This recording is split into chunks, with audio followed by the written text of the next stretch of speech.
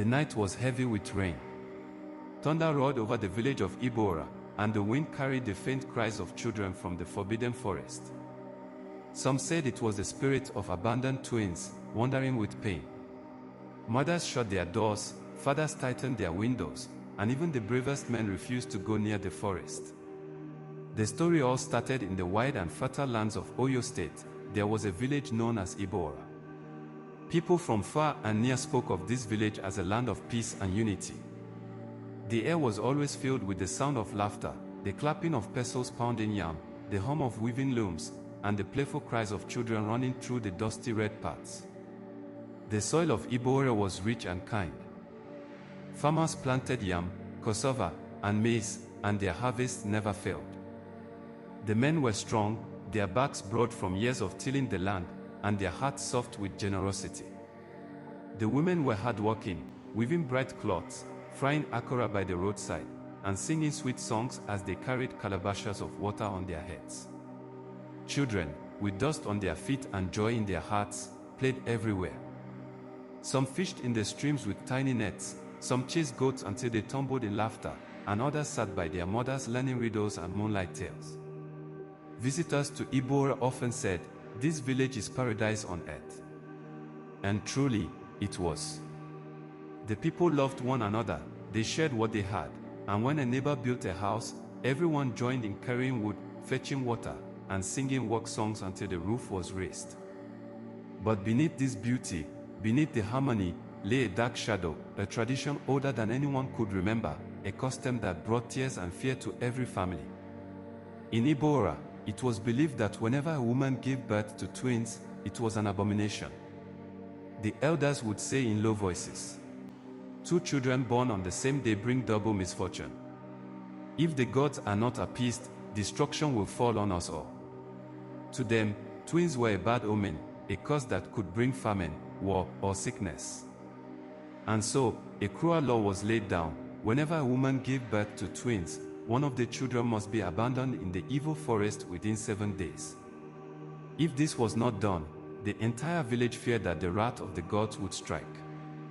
It was not that the people of Ibora hated children, no, far from it. They loved children deeply. A child's laughter was considered the wealth of the home. But this tradition bound them like chains. Mothers wept when their twins were born, fathers grew silent and heavy, and neighbors, though sorrowful, would whisper, "The law of the land must stand." The evil forest itself stood at the edge of the village, a dark and dreaded place. No one dared enter it. Its trees grew tall and twisted, their branches whispering like voices in the night. Women who fetched water in the early morning claimed they sometimes heard the cries of babies from deep within the forest, as though spirits were mourning. Fear spread in the hearts of all who passed by that path, and children were forbidden to play near it. This tradition had lasted for generations, passed down like a curse from father to son, from mother to daughter. No one questioned it, no one dared challenge it, for who would risk the anger of the gods? But change, as it always does, was on the horizon. For in this very village, in this very land of peace and shadow, a story was about to unfold. A story that would test the strength of love, the courage of family, and the power of truth. And it all began with a man named Femi and his wife Doyin. In the heart of Ibora lived a man named Femi. He was a farmer, tall and broad-shouldered, with hands hardened by the hoe but gentle enough to lift a child. He was known as a man of honesty, never cheating in the marketplace, never refusing a neighbor in need. His wife, Doyin, was a cloth weaver. Her loom sat in the corner of their small clay house, and each morning, as the sun climbed over the roofs, she would sit weaving bright, beautiful cloths. Her fingers moved swiftly, her eyes full of thought. She was a woman of quiet beauty, with a calm smile that warmed the heart of anyone who saw her. For 5 long years, their marriage had no child. And in Ibora, where children were seen as the crown of marriage, this was a heavy burden. Neighbors sometimes whispered when they passed, 5 years and no child. What kind of woman is this? Maybe the gods are angry with her. Or, but Femi loves her too much to send her away. He is a good man. And truly, Femi loved her. Many men, after 2 years, would have married another wife, but Femi's heart belonged only to Doyin. When she cried at night, he would hold her close and whisper, "Do not worry, my love. The gods will answer us in their time. You are my joy, with or without children." Some neighbors admired them for this love. Women would tell their husbands, "See how Femi stays faithful to his wife. Learn from him." But others, jealous and bitter, would say, "What use is love if it bears no fruit?" Still, Femi and Doyin lived in hope. Each market day, Doyin sold her woven cloths, and Femi brought home yams from the farm. They ate together, laughed together, prayed together. And then, one bright morning, Doyin felt something different. Her body was heavy, her feet ached, her back bent strangely. When she told Femi, his heart leapt. They called the midwife, and after careful examination, she smiled and said, "Rejoice, for you will soon have a child." The news spread like fire through the village. Neighbors came to greet them, women clapped their hands, and Femi, overwhelmed with joy, slaughtered a goat and shared meat with his friends. That night, drums sounded from their compound as Femi danced like a child, tears of happiness running down his cheeks. Doyin, too, was overjoyed. She touched her stomach every day, whispering prayers and songs. But as the months passed, something strange began to happen. At 6 months, her belly was larger than that of other women. By 7 months, it looked as though she was ready to deliver. The midwife frowned in worry, her hands pressing gently on Doyin's stomach. Then came the whispers. "Her stomach is too big. Could it be twins? Oh, may the gods forbid it." Fear began to creep into Femi and Doyin's hearts. For they both knew the law of the land. Twins were not a blessing in Ibora, they were a curse. At night, Doyin would cry softly. "Femi," she whispered, "what if it is twins?" Femi held her hands tightly. "Do not think that way. Let us wait for the day. The gods gave us this child, and he will not bring us shame." But deep inside, Femi was afraid. He prayed harder, worked harder, and smiled wider, trying to cover the trembling in his heart. The time of delivery was drawing near. And with it, the storm of fate was about to break upon them. It was a night unlike any other. The sky over Ibora had turned dark and restless. Heavy clouds gathered as though the heavens themselves were watching.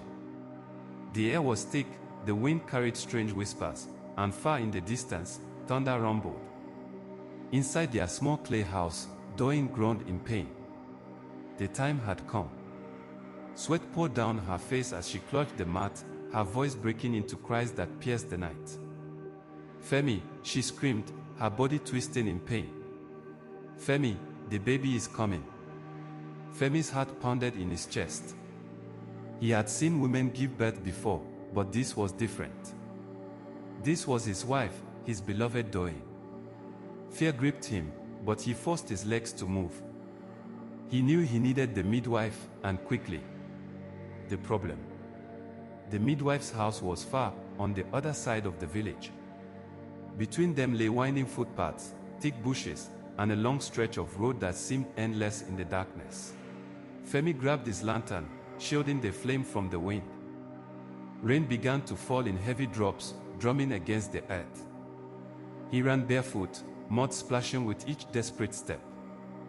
The thunder cracked overhead, lightning flashing like angry swords in the sky. He stumbled over roots, scratched by branches, but he did not stop. His wife's cries echoed in his mind, pushing him forward. Each time he almost fell, he remembered Doyin's face twisted in pain, and he forced his legs to move faster. At last, soaked to the bone, he reached the midwife's house. The old woman, bent with age but strong in spirit, was not surprised to see him. She was Femi's distant aunt, and she had delivered many children in the village. "Femi," she said calmly, grabbing her basket of herbs, "do not fear. The child will come safely. Let us go." Together they returned through the rain, their lanterns bobbing like small stars in the darkness. By the time they arrived, Doyin's cries were louder, her face pale with effort. The midwife knelt beside her, muttering prayers as she prepared her herbs and warm water. Femi held Doyin's hands, whispering encouragement through clenched teeth, though his own body trembled with fear. At last, with one final cry, the first baby came. A boy. His voice rang out, loud and strong, as though he was declaring his arrival to the world. Femi's heart leapt with joy. Tears of relief filled his eyes. A boy, the midwife smiled, lifting the child. Strong and healthy. But even as joy filled the room, Doyin's face twisted again in pain. She clutched her stomach, crying out in shock. The midwife's eyes widened. She touched Doyin's belly, then looked at Femi with a grave expression. "There is another." Femi froze. His lantern almost slipped from his hand. His joy drained into fear, his smile into despair. Another child. Twins. "No," he whispered, shaking his head. "No, it cannot be." But it was true. With another cry, Doyin pushed, and soon another baby slid into the midwife's hands. Another boy. The midwife looked at the newborns, then at Femi and Doyin. Her face was lined with sorrow. She knew what this meant. That very moment, thunder roared like the voice of the gods, and rain poured harder against the roof. It was as if heaven itself was giving a sign. Femi sat frozen, staring at the two boys. His heart was torn in two. On one hand, joy, two strong sons, gift from God after 5 long years. On the other, terror, for the law of the land demanded that one child must be abandoned in the evil forest. Doyin held the babies close, tears streaming down her cheeks. "No," she cried. "I cannot. How can I throw away my own flesh and blood? They are both mine."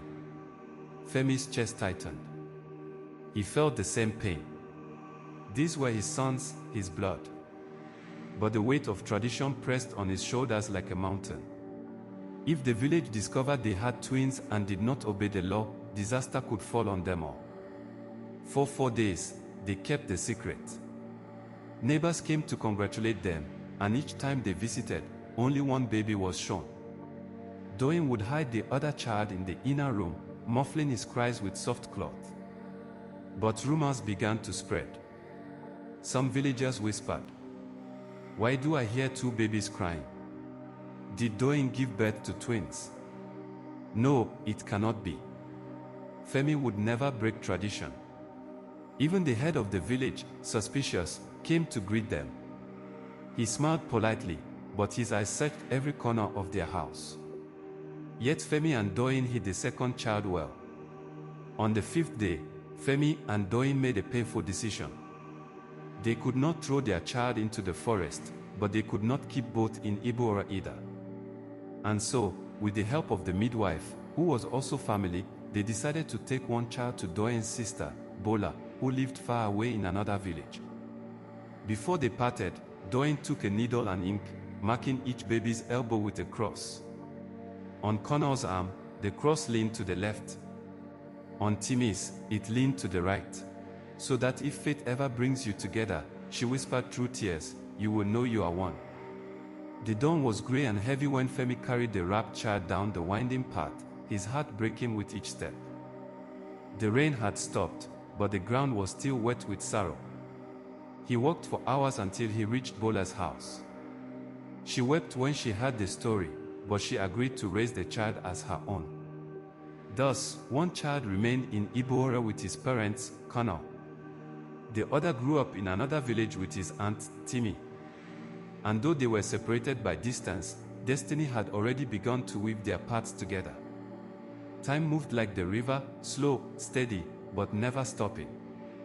15 years had passed since that stormy night when Doyin gave birth to her twin sons. In Ibora, Connor, the boy who stayed with his parents, had grown tall and strong. His skin shone from the sun, his arms hardened from helping his father on the farm. But Connor was not a quiet boy. He was lively, restless, and playful to a fault. Wherever there was laughter or trouble, Connor was sure to be at the center. He had many friends and was known for his mischief. He tied palm fronds to goats' tails to make them run wildly through the market, leaving women shouting and chasing after their wares. He sometimes climbed the village's tallest trees just to scare his friends when he jumped down. But Connor's mischief was not evil. He had a good heart. He could never stand to see a child bullied or a woman insulted. If an older boy tried to snatch food from a younger child, Connor would jump in, fist flying, defending the weak. And strangely, in those moments, he became more than just a boy. His body grew stronger, his muscles hard as yam tubers, and he fought with the strength of 3 men. Of course, the elders often scolded him. "Connor, you fight too much." But deep down, people admired him, for he fought only when justice was on his side. Far away, in another village, Timmy, the boy raised by Bola, had grown too. He was different from Connor in every way. While Connor was loud and playful, Timmy was quiet and gentle. He loved helping his mother in her small shop, carrying heavy loads without complaint, fetching water, and chopping firewood. Neighbors often said, "This boy has the heart of an angel." When old men struggled to stand, Timmy would stretch out his hand. When children cried of hunger, he would share his food. Unlike Connor, he did not seek trouble, but trouble sometimes found him. One day, a group of thugs came to Bola's shop, demanding money she did not have. Timmy, only 15 but already broad-shouldered, pleaded with them. "Please, leave my mother. We owe you nothing." But the men pushed him aside, their hands rough and cruel. One slapped Bola across the face, and in that moment, something broke inside Timmy. His chest burned, his muscles tightened, and before he knew it, his fist flew like thunder. He struck the men with such force that they fell as though struck by a whirlwind. One tried to rise, but Timmy lifted him as if he were a child and threw him aside. By the time it ended, the thugs lay groaning on the ground, their pride broken. Bola, though frightened, stared at her son with wide eyes. She had never seen such strength. Timmy himself was shocked, his hands trembling as he looked at what he had done. From that day on, Timmy learned that he carried a power within him, one that showed itself only when he defended what was right. But something even stranger connected the two boys. This part sweet but strange. Oh. My people, what do you think is happening? Drop your thoughts in the comments, and don't forget to like and subscribe so you don't miss the rest of this mystery. Whenever Connor fought in Ibora, far away in Bola's village, Timmy would suddenly feel his body moving, as though unseen hands were pulling his limbs. If Connor was punched, Timmy would feel pain. If Connor scraped his knee, Timmy's leg would sting. At first, Bola thought he was sick. She took him to herbalists, but none could explain it. Some tried to extort her, promising cures they could not give. Timmy himself was confused, often waking from sleep with bruises he could not explain. The same thing troubled Connor. Doyin sometimes saw her son wince and clutch his arm when no one had touched him. She worried, praying day and night, but answers never came. One evening, as Femi and Doyin walked home from the farm, an old woman sat by the roadside, begging for alms. Her back was bent, her eyes clouded with age, yet when she looked at them, it was as though she could see into their souls. Femi dropped a coin into her calabash. The woman smiled a toothless smile and said in a voice that trembled like leaves in the wind, "Do not fear what you do not understand. The river does not rush before its time. When the moon is full, fate will reveal its path." Femi frowned, trying to understand. Doyin whispered, "What does she mean?" But the old woman only laughed softly and turned her eyes away. Neither of them knew that destiny was already stirring, weaving the twins' lives together again. It began quietly, like a whisper carried on the wind. One night, as Timmy slept in Bola's hut, he dreamed of a woman dressed in flowing white, standing at the edge of a dark forest. Her face was covered with a veil, but her voice was soft, calling his name. Timmy. Timmy.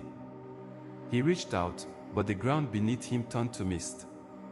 He woke with a start, sweat dripping down his forehead. The next night, the dream came again. And again. Each time, the woman pointed toward a forest that Timmy had never seen before.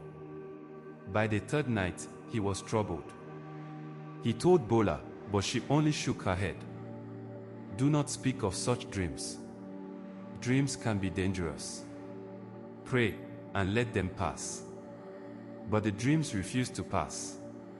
Instead, they grew stronger. Sometimes, when Timmy fetched water by the river, he would see a flash of white on the opposite bank. Sometimes, while eating, he would see a flash of white on the opposite bank. Sometimes, while eating, he would hear a faint voice calling his name, even though no one was near.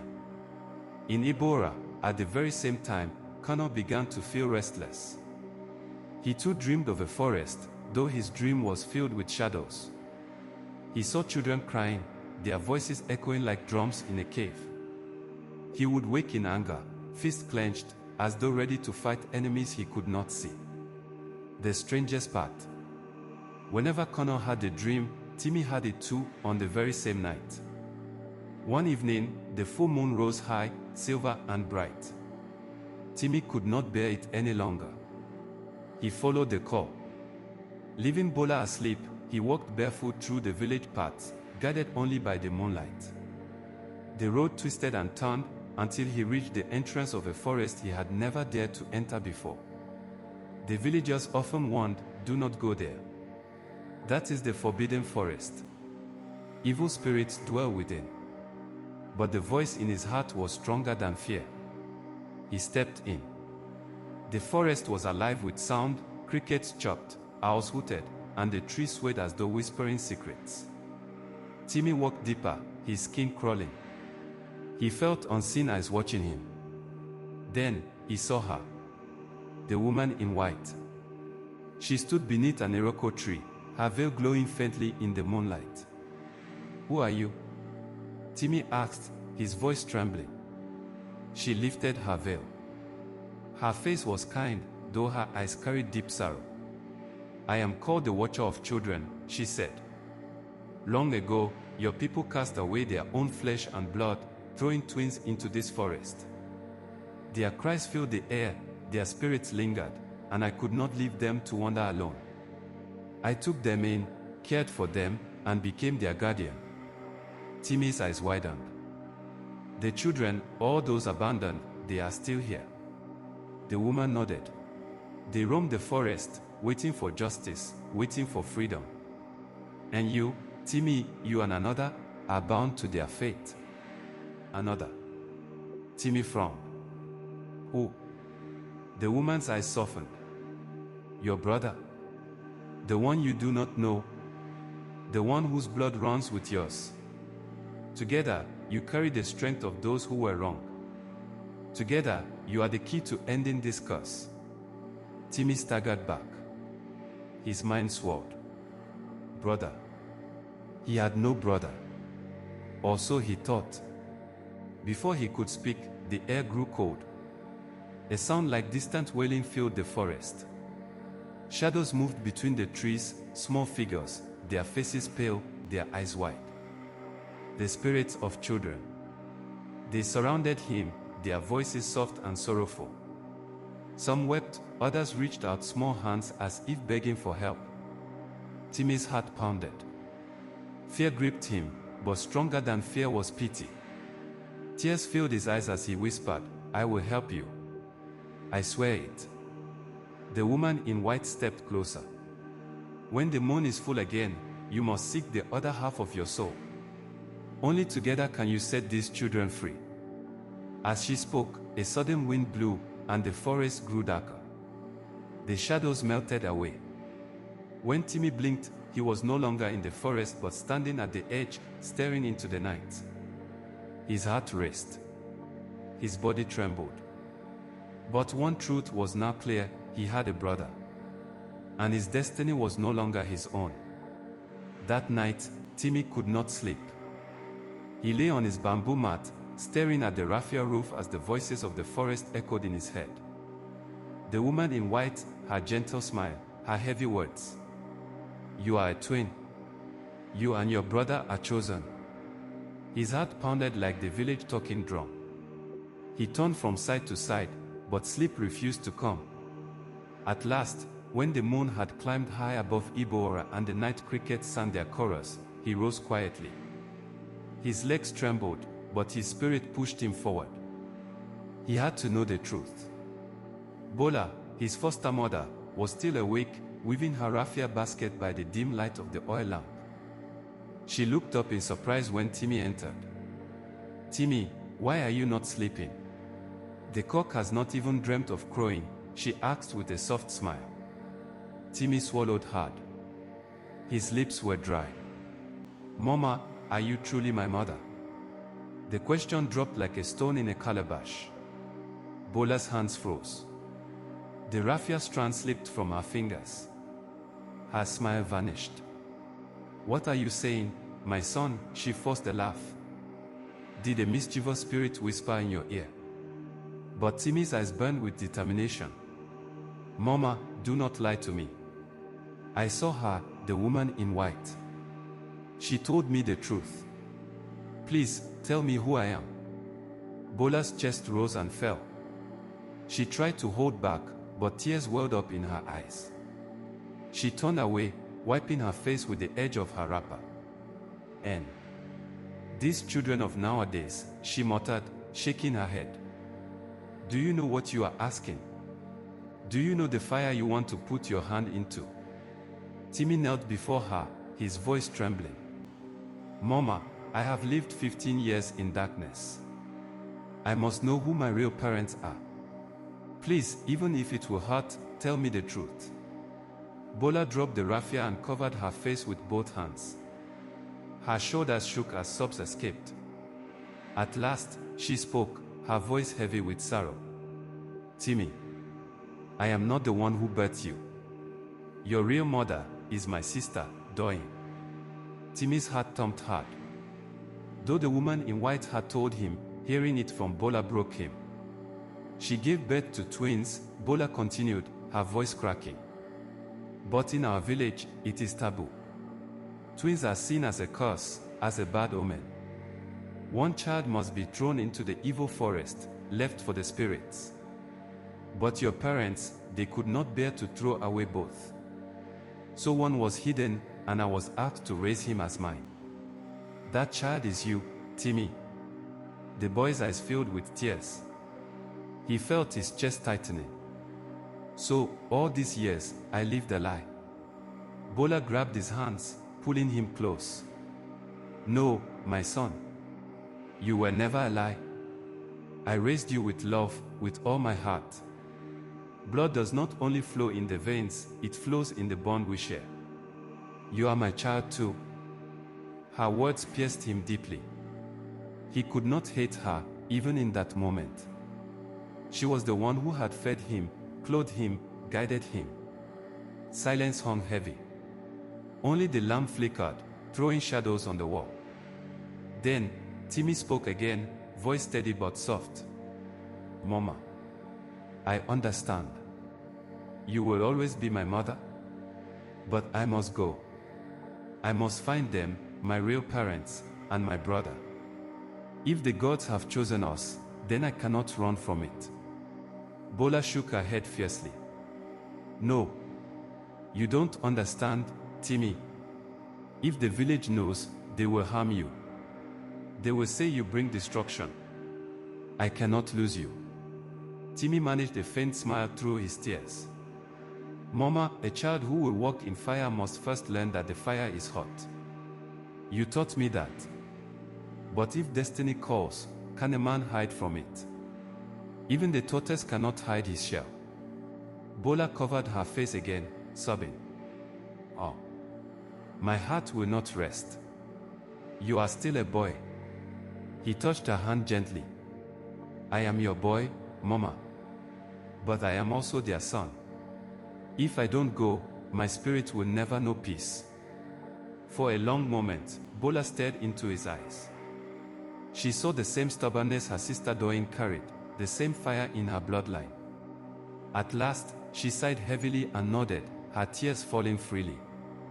If you must go, my son, then go.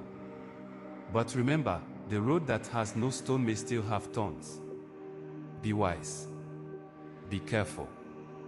And do not forget, no matter what you find, you will always have a mother here.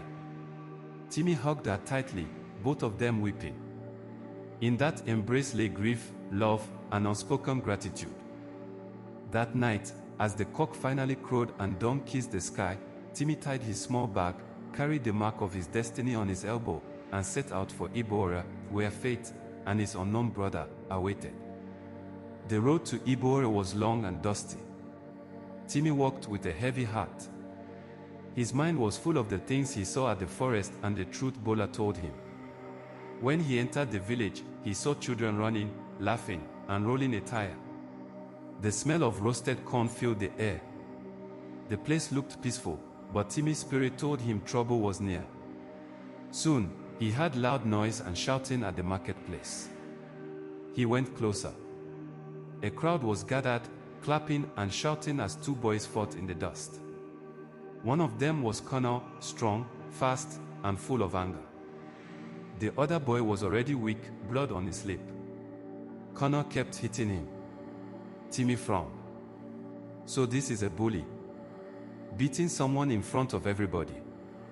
He didn't know Connor was his own brother. Timmy dropped his bag and rushed forward. Leave him alone, he shouted, pulling the small boy away. The crowd gasped. Connor turned sharply, his chest rising and falling. Who are you to stop me? The boy is weak already. Only a bully fights like that, Timmy said. The small boy ran off quickly, leaving only dust behind. People laughed. Connor's eyes burned with anger. So you came here to disgrace me. You even pushed me in front of everyone.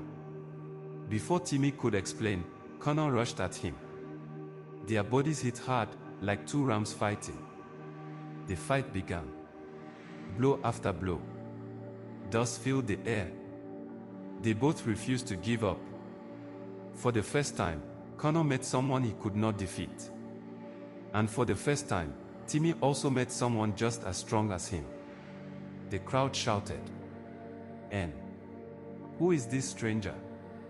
Connor don't meet him much. Oh. This fight sweet past wrestling."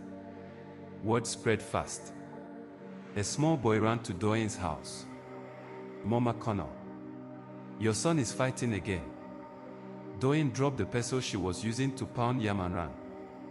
Her wrapper almost fell as she hurried. When she reached the market square, the fight was still hot.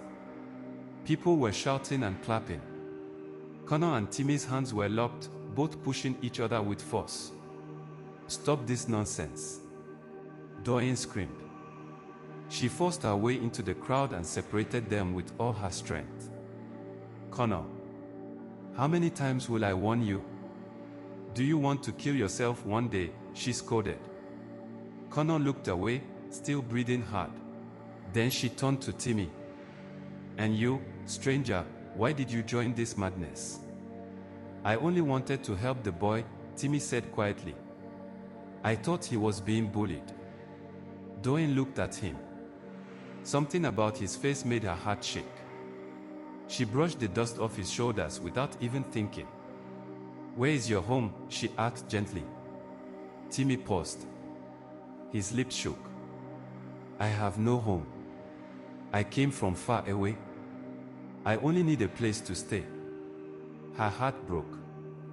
She thought, a boy with no home, why does he look so familiar? "Come with me," she said softly.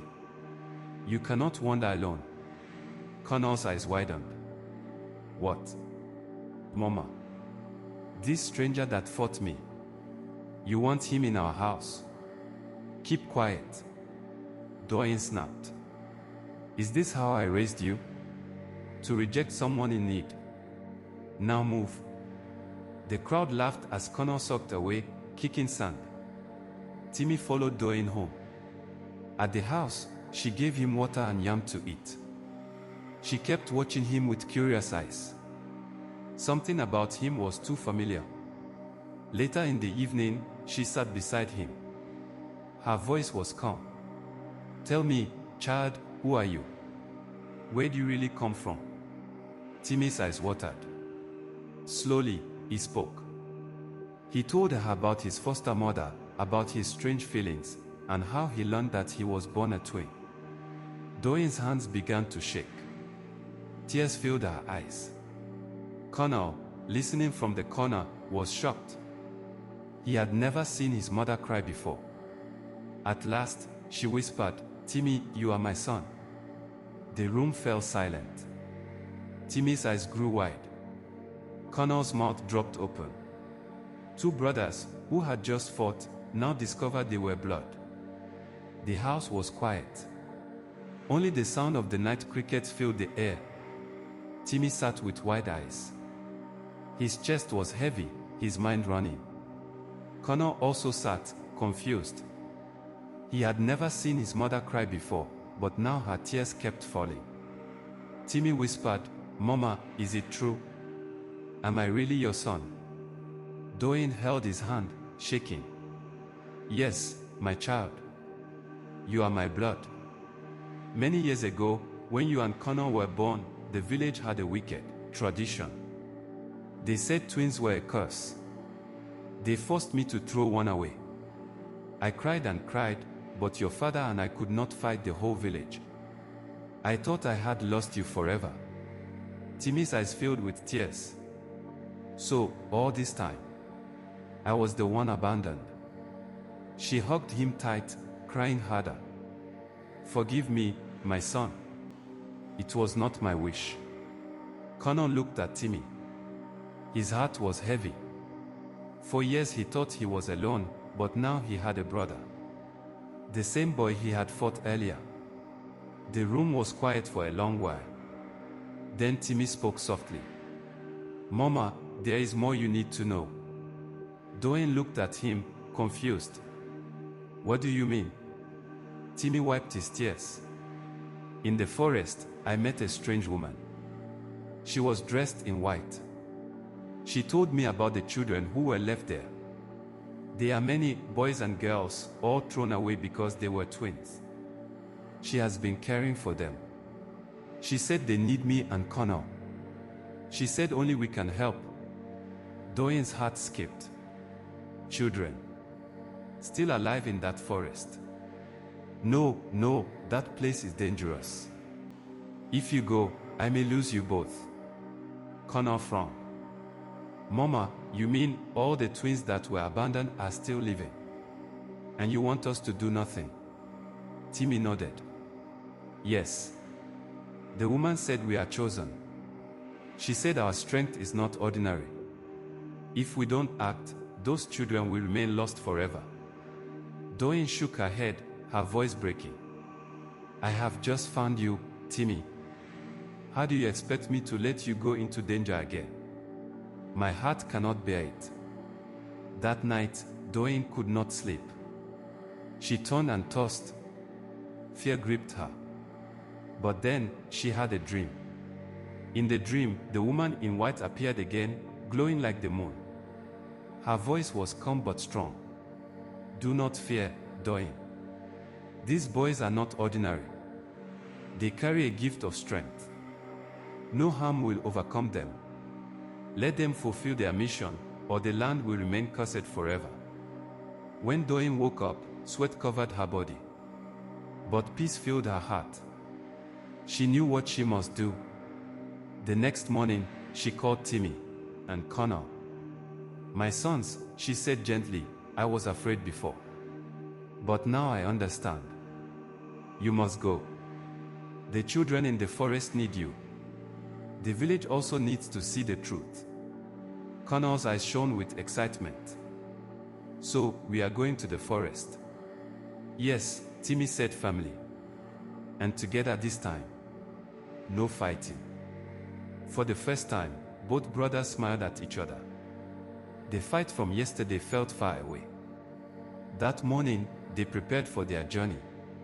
spears, food, and water. Their hearts were strong. Doyin stood at the door, watching them. Her eyes were wet but also proud. "Go, my sons, and may the gods guide you." And so, side by side, Timmy and Connor began their journey into the forest. Not as enemies, not as strangers, but as brothers. The forest of Ibora was deep and dark. Birds screamed from the trees. Strange insects buzzed. Every step the twins took, the dry leaves crackled under their feet. Connor carried a spear. Timmy held a bow. Both of them were alert, their eyes moving left and right. Connor said, breaking the silence. "You fight well, but I still think I would have beaten you if Mama did not stop us." Timmy laughed. You almost begged for bread yesterday. Let's just say we are equal." Connor hissed. "We shall see one day." Even though they joked, something was happening inside them. For the first time, they were learning how to talk like brothers. As night came, they built a small fire. Connor roasted a rabbit he caught. Timmy made a bed of leaves. They ate together, laughing at Connor's burnt meat. "Oh, brother, if you continue cooking like this, you will kill us before the forest does," Timmy joked. Connor threw a bone at him, both of them laughing loudly. But deep inside, they both remembered why they came. The children. The next day, they moved deeper into the forest. Suddenly, they heard soft voices singing. They followed the sound. And there, under tall trees, they saw them. Dozens of children. Some were very small, some were older. Their clothes were made from leaves and animal skin. Their faces were thin, but their eyes were full of life. Connor's chest grew tight. "So it is true?" The children stopped singing and looked at them with fear. Some hid behind the trees. Timmy raised his hands. "Don't be afraid. We are not here to harm you. We are here to help." Slowly, one little girl stepped forward. She looked at Timmy and whispered, "The woman in white said you would come." Connor and Timmy looked at each other. Their hearts pounded. That day, they stayed with the children. They gave them food, helped them fetch water, and even hunted for meat. The younger ones laughed as Connor lifted them up like a giant. Timmy told them stories by the fire. Little by little, the children began to trust them. At night, when the moon was bright, the woman in white appeared again. She glowed softly, like mist. "You have done well," she said. "But your work is not finished. You must take these children back to the village. Only then will the evil tradition end." Connor frowned. "But the people will never accept them. They fear twins. They will chase us out." The woman shook her head. "Do not fear. Your strength is greater than theirs. Stand before them. Show them the truth. Then the curse will end." The twins looked at each other. Their eyes were steady. They knew this was the reason they were born. It was the day of the village cleansing. Every year, the people of Ibora gathered in the big market square. The priest stood in the center, with white chalk on his body, holding a calabash of palm wine and kola nut. Drums sounded. The people sang. They believed this ritual would keep the land free from the curse of twins. But this year, something greater was about to happen. While the villagers danced, Timmy and Connor walked slowly into the square. Behind them, the children of the forest followed, dressed in strange leaf clothes, their eyes bright under the sun. At first, no one noticed. But then, a small boy shouted, "Ghosts! Ghosts are coming!" The drummers dropped their drums. Women screamed. Some men jumped over the fence like goats. One man even climbed a tree, forgetting he was wearing agbada. The cloth tore, and he was left hanging while shouting for help. Even the priest's hand shook. He dropped his calabash and tried to run, but his long robe made him fall flat on the ground. The crowd laughed even in their fear. Connor raised his voice. "Stop running. These are not ghosts. These are children. Children like you, like me." The people froze, confused. Timmy stepped forward, his voice calm but strong. "Do you not see? These are the twins and babies you threw into the forest. They did not die. They lived. They grew. The gods never cursed us. It was all a lie." The market became silent. Then, slowly, Doyin stepped forward. Her eyes were full of tears. "It is true. I gave birth to twins. And nothing evil happened. My sons stand before you today." She pointed to Connor and Timmy. "These are my boys. Look at them. Strong. Alive. Good." The villagers gasped. Whispers spread like fire. Suddenly, the woman in white appeared in the middle of the crowd. She shone brighter than the sun, her face full of peace. "I have cared for the children you abandoned," she said.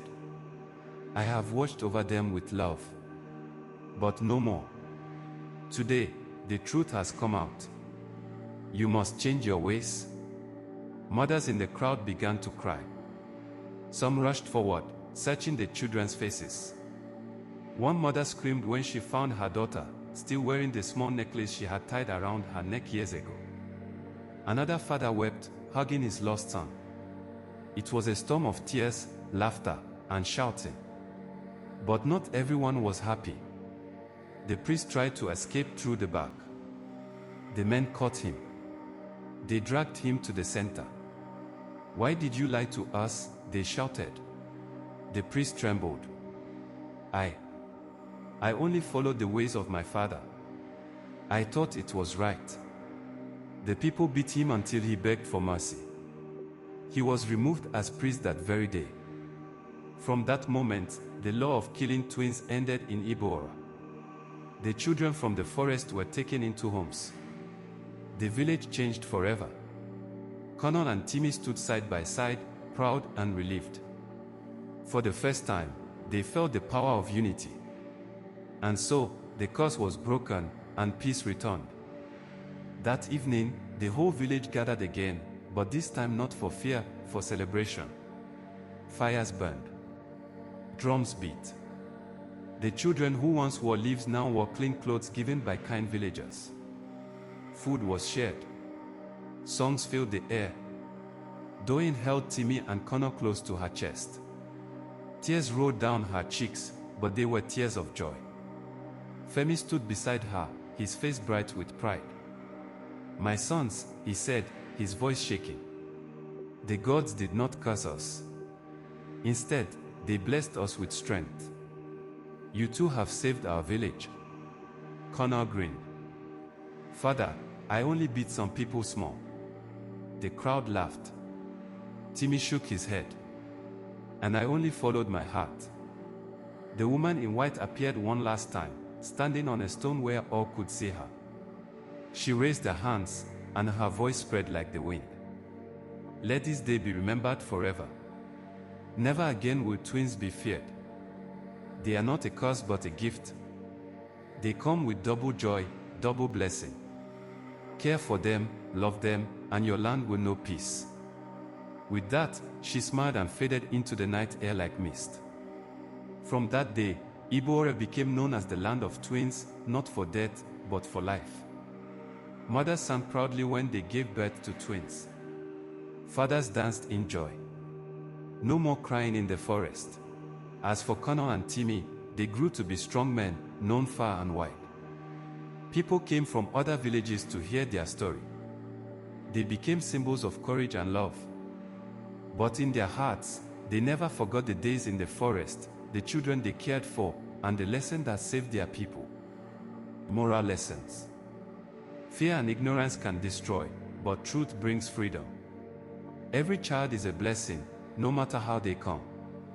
Tradition should never stand above love. Unity is power, divided we fall, united we rise. And my people, if you have learned something from this story, please like this video, drop your comment, and subscribe so more people can hear this powerful lesson. Share it with your friends so others too can learn.